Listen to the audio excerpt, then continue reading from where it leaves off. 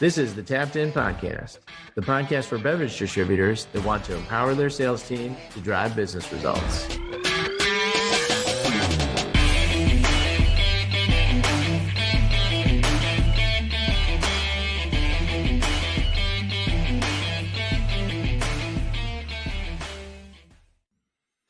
Listen up and welcome back to another episode of the Tapped In Sales Podcast, the podcast for beer distributors by beer distributors. I'm one of your hosts, Bud, here with co-host Mikey. Mikey, how are you today, my man?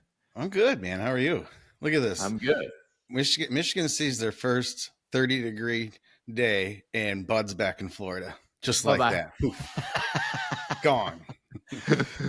And Sarah said, hey, I think we're going back to early in October. I'm like, nope, we're good. It's perfect timing. It was good timing. Yeah, we had our first freeze warning last night, and then look at you, sunny Florida. Oh, I love it. Yes. You also went down, you spent some time in San Antonio.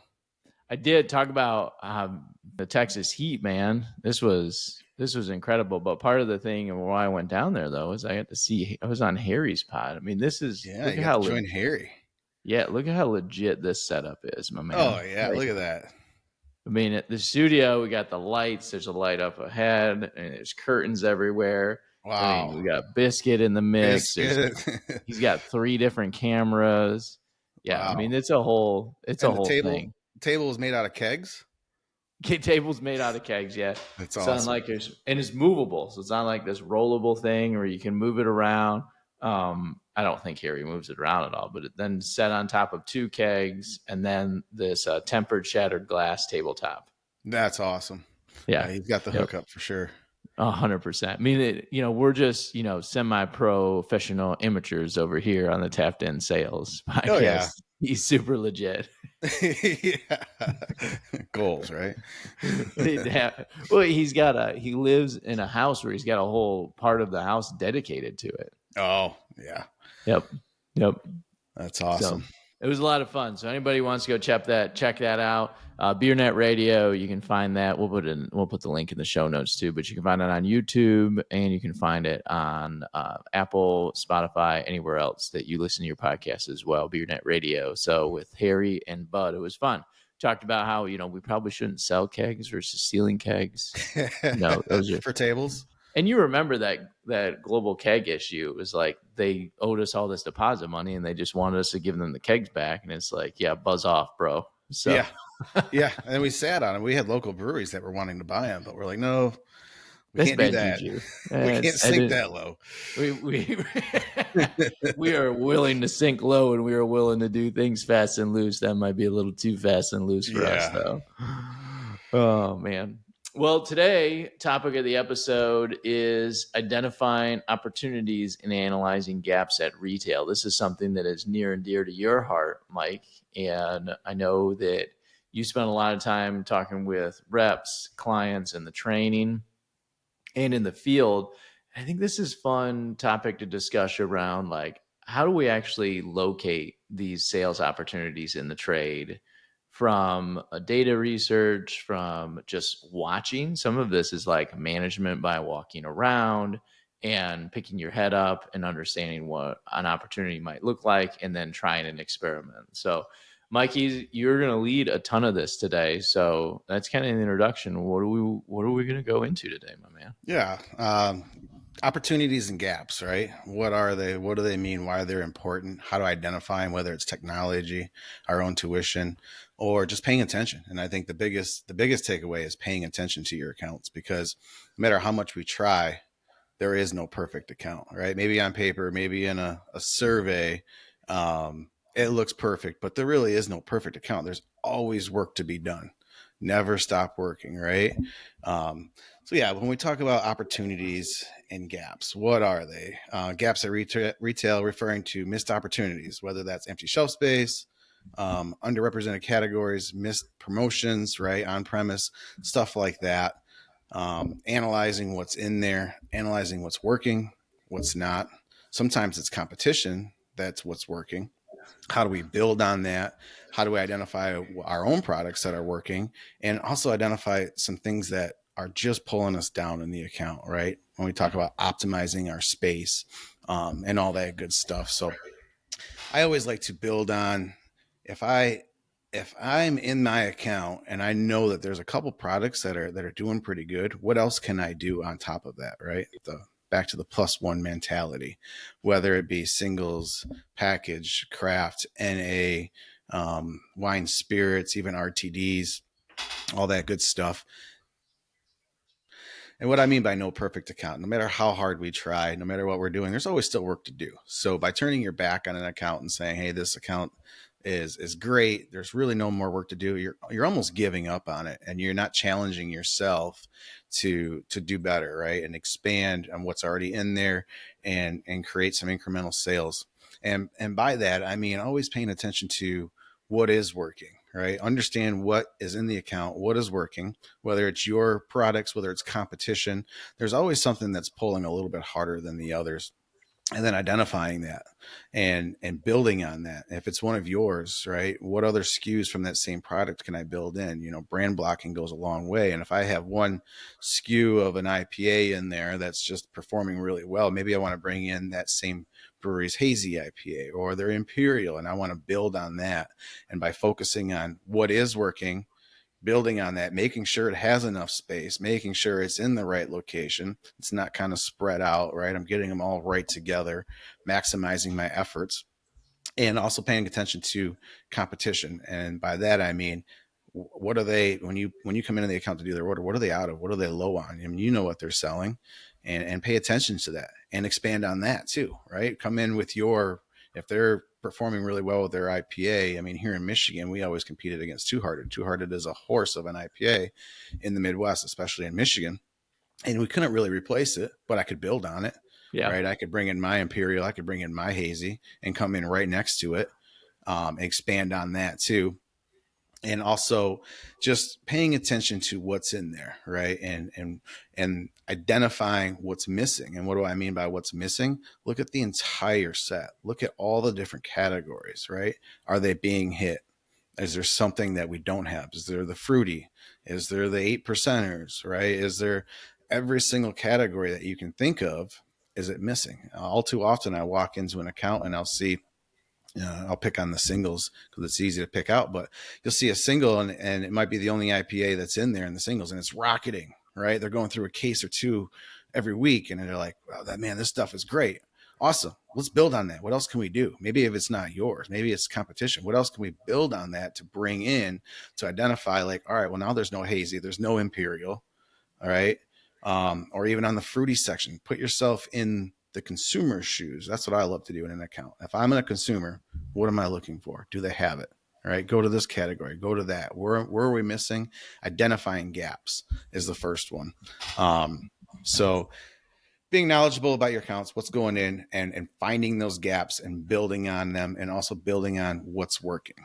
And I think that's far more important before we even start to expand our space. I don't know if you for have anything to sure. add to that. For sure. One of the favorite stories I've had recently is working with an account, working with a rep in the field, specifically at like a local grocery store. And this is part of where you're going next, is like expanding on what's working. We fall into a trap of that we have to pull something out and put something new in. And there actually is probably as many opportunities. It's better a 50-50 coin flip or a 60-40, and that we probably should be expanding something that's in there working. And this is one of my favorite stories because we had two 12s of Bud Light next, right next to each other, and then a 12 pack of Ultra and a can and a 12 pack of Ultra bottle. Right, that was the spot of the shelf that we were working on, and walked over. The two 12 cans of Ultra were, there was nothing to be found. It was a giant hole. So it's like, well, what's here? And that was when the rep said, oh, those are two 12 cans of Ultra. I'm like, huh, is it always like this? And like that, just that question was like, yeah, every single week I come in here at this store, it's always out of stock. I'm like, cool. What are we doing with the 212 of Bud Light next, where there's two facings of that? And when I tell this story to Molson Coors wholesalers, even they know that account doesn't need two facings. And that's just what the planogram said. And the rep said, "Oh, no, I don't need that at all." And I said, "Okay, so what do you think about just taking two of them off the shelf and putting four and two facings, 4 12-packs of 212 Ultra cans up? Like, can we do that in the store? Are they that picky about the planogram?" Like, no, they're not picky at all. That's a great idea. And the team lead at this wholesaler was like, "Holy crap." He like, the light bulb went on and he was like, and I looked at him and he looked at the rep and he said, just doing that is going to sell like another pallet of beer in this account, right? And the rep was like, "I never thought about it like that." And it would just fall into the same trap over and over and over again, doing the same thing. And this whole episode is just all about stepping back, putting yourself in the consumer's shoes, putting yourself in like what's the right thing to do for the business's shoes, and making the best decision. So, Mikey, more on expanding on what's working. Like, what other things should a rep be thinking about in the world of expanding on what's working for themselves? Optimizing, right? We hear that word a lot. Optimization, but optimizing your space is just as important as expanding your space. Before, I think it's a common mistake to just go out and expand and expand and expand and expand and ask for more space. And how many times we heard the retailers say, "Well, that last product you sold me is still sitting there. I haven't even sold a single 6-pack. Why do I want to take something else that's new?" Right? We have to gain our retailers' trust to know that we are the professional. We know the products, our products and their products, and what's best for their establishment, and gain their trust. And when we just sell in things over and over and over and over again, and we really don't put the time and the care into making sure that was the right product, right? It's marketed right. It's in the right place. We priced it, and we just let it sit there and die. We lose a lot of trust. And that's our most important asset that we have from our retailers is our trust. So optimizing your space and not being afraid to have that open dialogue with your retailer of saying, "I'm really sorry, this just didn't work. I tried it. It's working in other places. It just didn't work here. I'm going to replace it," whether you're picking it up or whether you're letting it run out and not reordering it. But taking that step, owning up to it and saying, I want my space to be the best that it can be. So paying attention to that, not letting things just die, because it's eating up valuable space, right? And we know that we have some winners in the account that need more space, whether it's expanding 2 rows of it because you're running out, or whether it's brand building and bringing in some different varieties of the same brand. But we have to make sure that we are paying attention to what is ours and that's in the account too, so that we know that it's not just sitting there and dying. And that's going to go a long way with our retailers too. And that's going to open up space for what is working and what could be working. There's a big part of where you said, "I'm going to talk to the retailer about this." There's a negotiation expert, Chris Voss. He's the guy who wrote the book, Never Split the Difference. And I love the book. I've listened to his masterclass too. And what Chris talks about, he's the FBI hostage negotiator guy, is when you speak to the negative, you make it less negative. And the joke he tells is that if you point out the elephant in the room and you're like, "Hey, how about that elephant? Like, that elephant is a big elephant and it's a big problem." People that you're negotiating with often turn around and are like, "Oh, the elephant's not that big. It's not that big a deal." When you speak to the negative, you make it less negative. So I think there's an opportunity for us as a rep to actually go into some of these accounts when you're talking about optimizing and do what you're doing, Mikey, is you're speaking to the negative. "Hey, this didn't work. It's worked at other accounts. This is why I made this decision to give it a try. I'm going to pick it up and I'm going to expand something that's there, or I'm going to add something new in that I think for this, and this reason is going to work better. How's that work for you?" You just basically made the problem evaporate overnight. And in the beer space, because the velocity is so quickly, like, we can clean up these little mistakes pretty quickly and move on to the next thing. The reps have a bigger problem is when you actually like grind away at it over and over and over and over again. And like you never talk to it. I think that's where you lose the most trust from retailers. Absolutely. Yeah. Then you just find yourself defending your product. Why did you send that to me? It's not working. People don't like it. They're not buying it. And then you're defending it. Exactly. Well, it's selling everywhere. It's the hottest new product, right? Well, guess what? It's not working there. And we have to own up Every to it. account's different. Yeah, Yeah. every account's different. There's no reason why. There's a lot of reasons why to say, hey, I think this will work here. And then there's a lot of reasons to be realistic around if it doesn't work, it just doesn't work there. We should need to do something different. Yeah, absolutely. Yep. And taking that knowledge and looking at your account to make the changes, right? I mean, I think of a lot of accounts that we had.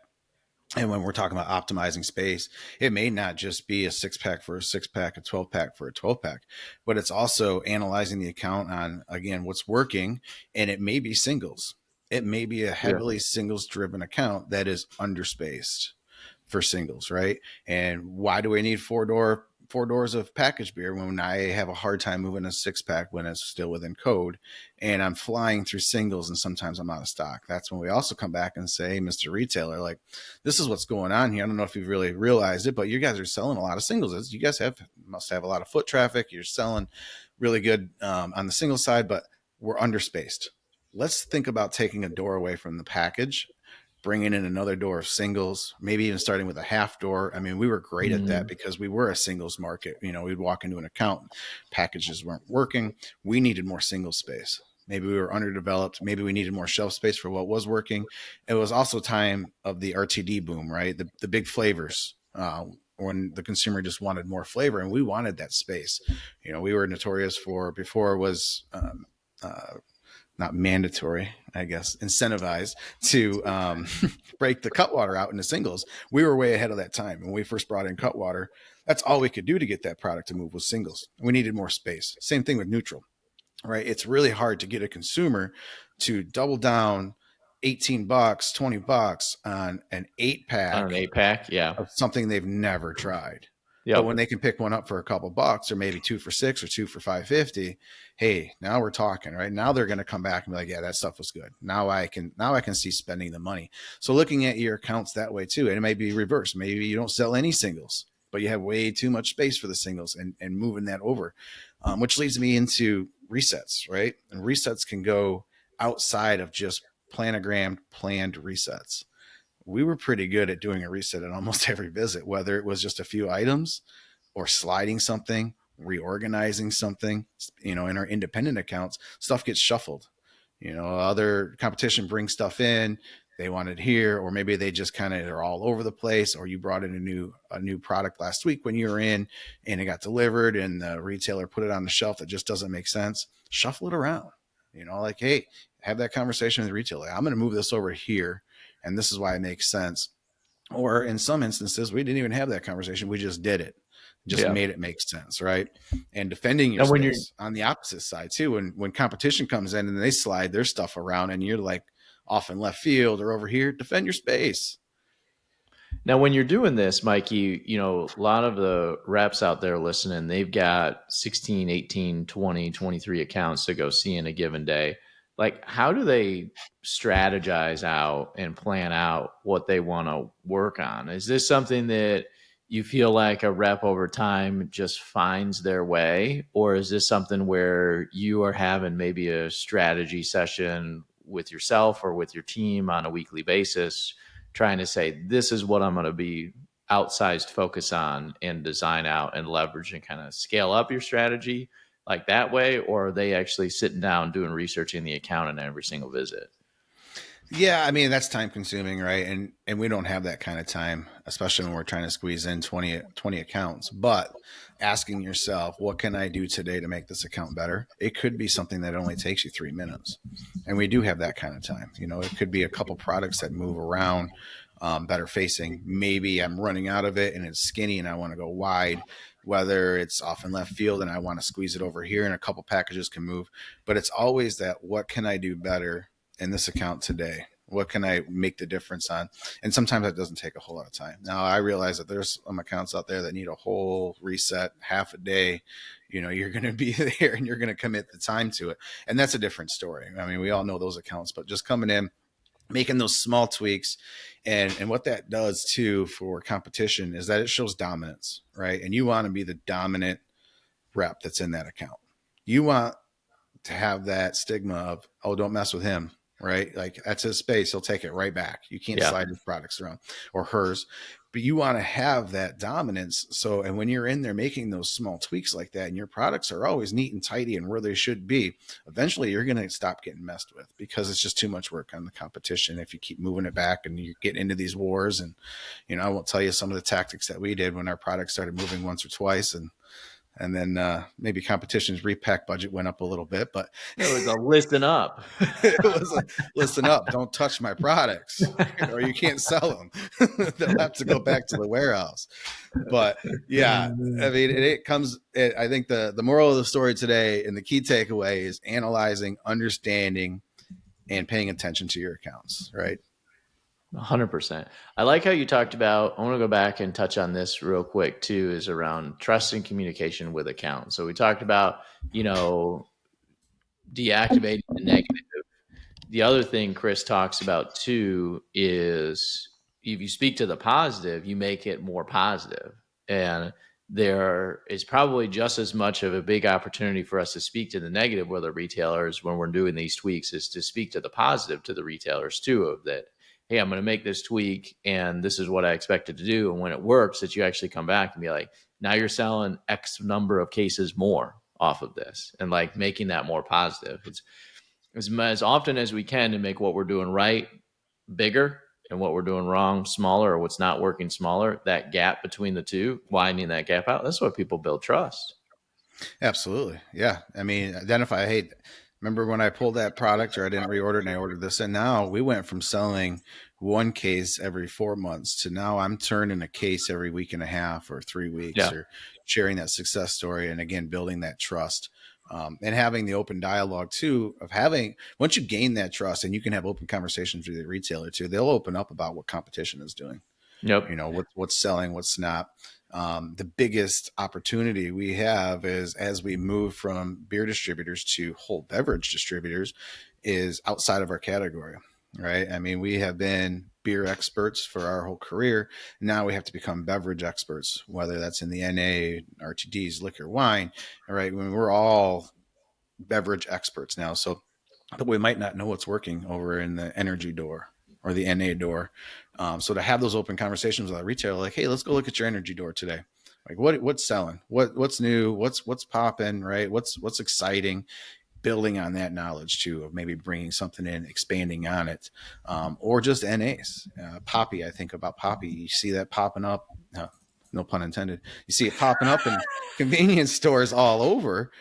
And I mean, it's a great idea. It was a brand that was introduced to like Target, you know, and stores like that, maybe Meyer. I don't know if you guys have Meyer all over, but anyways, long story short, that was expanded on, and it was an afterthought of like, hey, I'm going to pop these in the convenience, and now it's working, right? So whether you have Poppy or not, what else do you have in your portfolio that fills that gap, that either builds on that or fills that gap in the convenience store?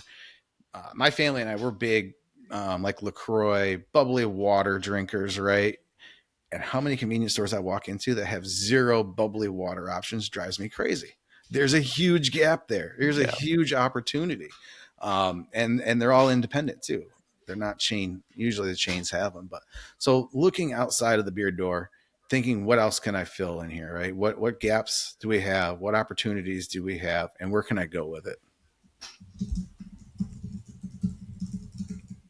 And if you want to try some of these experiments and like negotiating with people, like you can try these experiments at, you know, low impact accounts or medium impact accounts. You can also try them at, you know, just the kind of communication stuff we talked about today around speaking to the negative and calling out the positive with your family, you know, low stakes areas. I think Chris calls it is like low stakes experiments and low stakes testing for then high stakes, you know, later in life too. So like Uber drivers, family, you know, negotiating with your kids, stuff like that is a lot of fun to kind of play with these things and get to a point where then you feel comfortable using them out in the field for sure. Mikey, any final thoughts? There's a technology aspect too that I think that Yeah, comes into it, especially with us in our background with VXP, right? We have all that technology in the palm of your hand to make those decisions, but maybe you're not a client of ours, and you're using your accounting system or whatever data you have to just pull. Because I think about getting stuck in the rut as a rep and just ordering and ordering, right? And some of those products that are slow, you've already identified that they're slow, but when you really, really dig into how slow are they and what are they doing for me in this account, and is there something else that I can get in there that is going to perform better? That's what we should be asking ourselves. Does this product need to be here? And if not, what can I get in there to get one more turn a week or one more turn a month? And when we're slowly making those changes, all of a sudden we're going to see the results in our accounts. for And sure. also, I mean, coming from being in the reps role, being in management roles, I guarantee, the reps that are listening to this, I guarantee when your managers are out with you, or maybe you even have the privilege of having a brewery rep with you, they're going to ask you those questions. And hopefully you're knowledgeable on, hey, have you thought about this? Did you try this? How is this doing in here? You're looking at all the beer doors and the manager's going to turn around and go, okay, well, what about NA? What about Yeah. energy? What about this door? Right? Because there's so much more to the account than just our beer doors. And this works so well. And from the kind of financial mindset or kind of owner mindset is that we make this money pennies, nickels, and dimes at a time. And the tweaks or changes that you might make to an account might be 5 or 10 cases here, or 3 or 4 cases there, or incrementally profitable move from one SKU to another SKU. But because we do it hundreds of thousands of times in a given year, millions of times in a given year. When you look at brand families, it's probably hundreds of thousands of times. When you look at across a whole portfolio, it's millions of times. Those pennies and nickels and dimes really add up. And when they They add do. up at the end of the year, they fall to the bottom line in a way that you haven't seen them fall to the bottom line before. So, making these moves easy, driving the technology, connecting the incentive package and the incentive focus around it is really going to help the team optimize all of this and giving them what we're doing and what we're trying to focus on. So, Yeah, absolutely. At the end of the day, it's all about continuously analyzing your accounts, optimizing every inch of shelf space, and identifying the gaps, because those gaps today could be opportunities tomorrow. So, taking a step back, reassessing your accounts, asking where are the gaps? How can I fill them? How can I stay ahead of competition? What opportunities am I missing? love it. Well, great episode, Mikey. Good stuff. Way to fight through the little technical difficulties that when this is all edited together from 3 pieces to one, then to my master editing fingers, that this will all evaporate. Master Ed, I can't wait to see how it all comes together. At Well, least the it'll be listeners good. know that we had some troubles today. We kind of bounced around, but It'll be good. It'll be good. yeah. So thanks everybody for listening. Mikey, great work. And cheers, everybody. Cheers.